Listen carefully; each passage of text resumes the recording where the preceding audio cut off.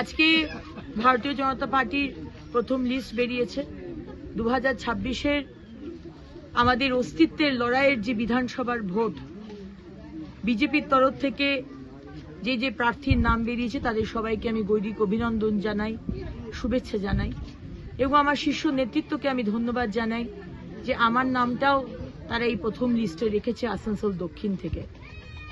বাকিদের বলতে চাই যে আমার নামটা বেরোনো মানে আসানসোল দক্ষিণে শুধু যে অগ্নিমিত্রা পাল প্রার্থী এটা কিন্তু নয়, কারণ অগ্নিমিত্রা পালের সেই ক্ষমতাই নেই আমার কার্যকর্তা ভাইরা বোনেরা আসানসোল দক্ষিণের সাধারণ মানুষ তাদের সমর্থন ছাড়া জেতা।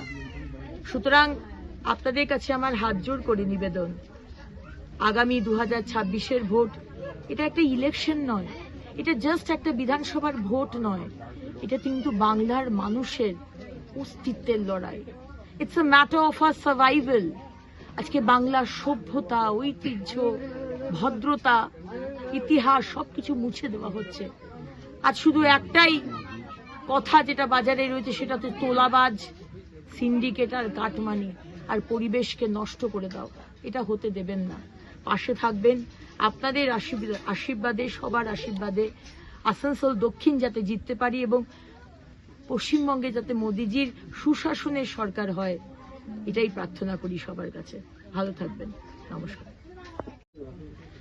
आज अभी कुछ ही क्षण पहले हमारे पश्चिम बंगाल प्रदेश से जो आसन्न जो विधानसभा का वोट, जो सिर्फ विधानसभा का वोट नहीं है, ये पश्चिम बंगाल को बचाने का एक लड़ाई है।